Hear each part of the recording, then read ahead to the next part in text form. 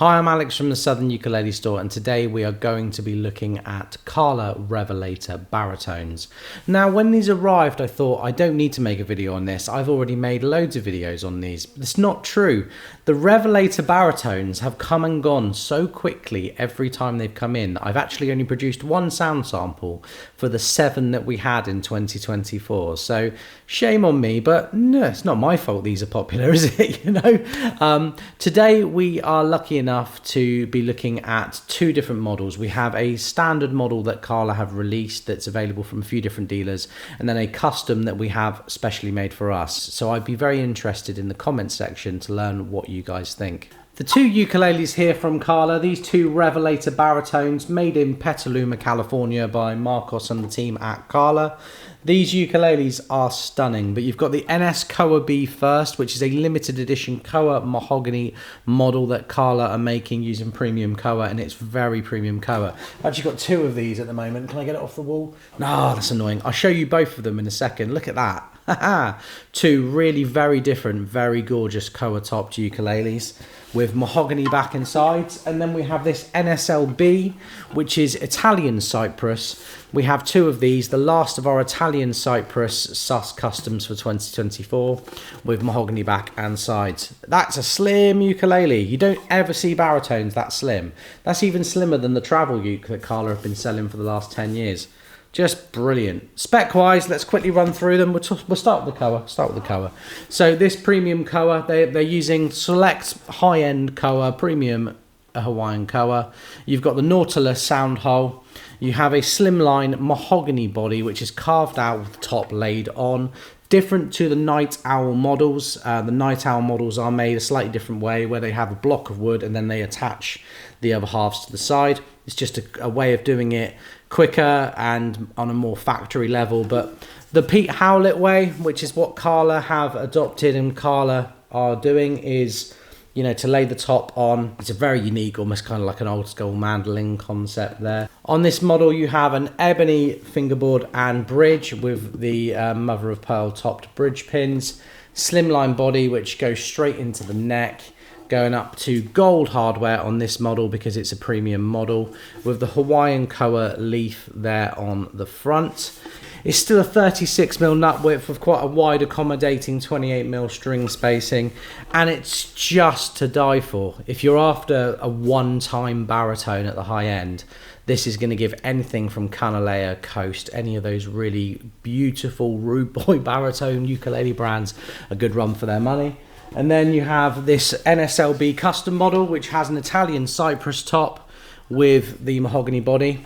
The spec on these is the standard spec because I quite like that standard spec, and I didn't feel like for the difference in price it was going to change the tone of this ukulele very much. You have a royal blackwood fingerboard and bridge with the shell inlay there on the 7th. You've got chrome hardware here with black buttons, and it's still a 36mm nut width. But the Italian Cypress and mahogany top gives it much more of a classical guitar feel and sound. In fact, to look at, you'd never ever associate this with a big, deep, rich sound. But I think this wood combination would give any classical guitar a run for its money. I think you could really trick people into thinking you're playing a guitar with this. Whether that's a selling point or something that might put you off, I don't know. It's not for me to say. But it's definitely something worth commenting on, because if you play in a group, this ukulele is going to fill out all of the bass end without any of the boominess. It's just a pure, thoroughbred, baritone, DGBE ukulele. Let's compare the Koa and Cypress, and we'll talk about it a bit more at the end. I'm sorry I'm playing them upside down. They look so much cooler this way. I just got to work with what I got, folks. Got to work with what I've got, so this is how I play it. But for you folks at home, I mean, it doesn't get more iconic than that. Right, I'll shut up and play.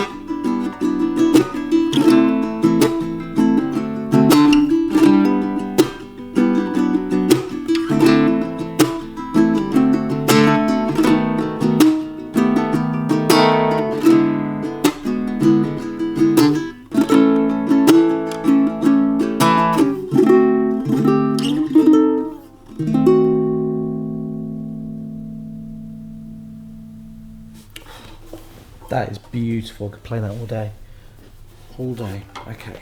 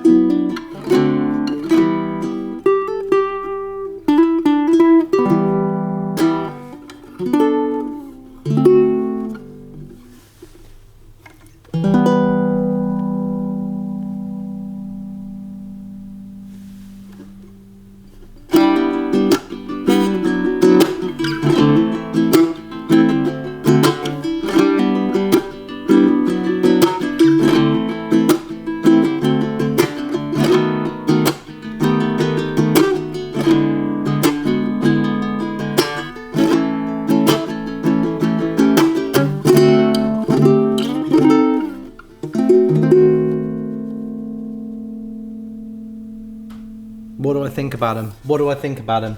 You know,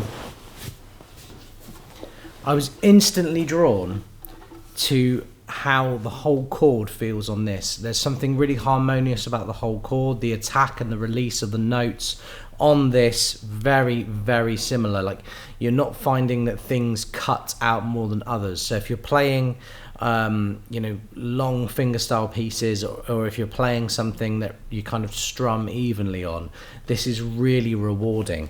But if you're playing or want the single note things to cut through, that's the only difference. So if you were to listen back to my sound sample now, the little hammer-ons, things like that, cut through just that bit better on this than on this. On this, it's a bit more kind of in the flow of the mix. It's a little bit like, this is like the Phil Spector mix. Everything's just in one thing coming at you, whereas this is a bit more nuanced. It's not better or worse. In fact, my favourite of the two, I think, today is this Hawaiian Koa one right here. But my goodness, they're actually very, very similar in sound. There's just a consistent Revelator sound about them. There you have it, folks. The NS Koa B and the NSLB with the Italian Cypress top. Thanks for watching. Have a good day.